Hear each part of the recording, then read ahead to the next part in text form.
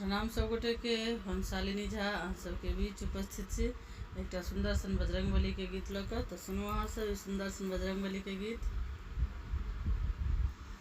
पवन सुत महिमा अहाँक महान, पवन सुत महिमा अहाँक महान।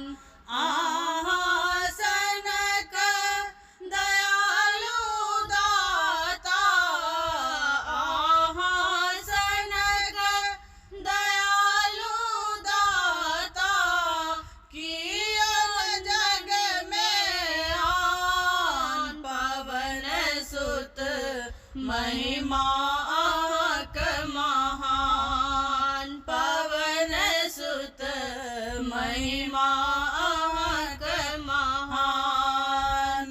आसनक दयालु दाता, आसनक दयालु दाता, कियन जग में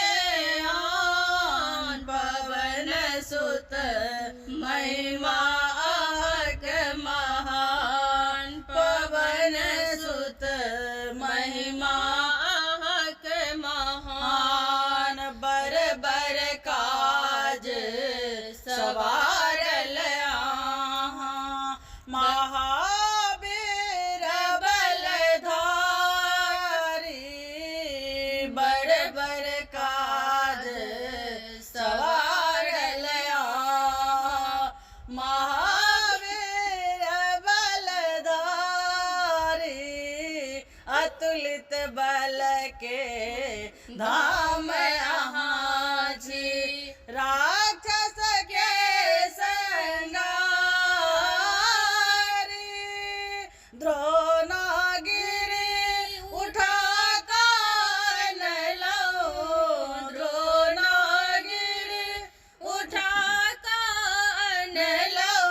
बाँचल लखन के प्राण, पवन सुत महिमा अहाँक महान, पवन सुत महिमा अहाँक महान। आसनक दयालु दाता, आसनक दयालु दाता, कियन जग में पवन सुत महिमा अहाँक महान। नाम अहाँके वीर शिरोमणि, अजर अमर वरदानी। नाम अहाँके वीर शिरोमणि, अजर अमर वरदानी। अष्ट सिद्ध नव निधि के दाता, जनक के ज्ञानी। अहाँक हृदय में सीता के संग, अहाँके हृदय में सीता के संग, बैसल छथि श्री राम। पवन सुत महिमा अहाँक महान, पवन सुत महिमा अहाँक महान। आसनक दयालु दाता, आसनक दयालु दाता, कियन जग में पवन सुत महिमा अहाँक महान। नाम दरस के आस पुरा कऽ, पीरा हमर मिटाओ। नाथ दरस के आस पुरा कऽ, पीरा हमर मिटाओ।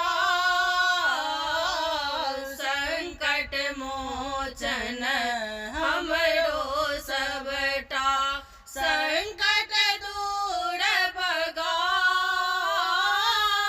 राम भक्ति के बजरंगी, राम भक्ति के हे बजरंगी, दिया ने वरदान। पवन सुत महिमा के महान, पवन सुत महिमा के महान।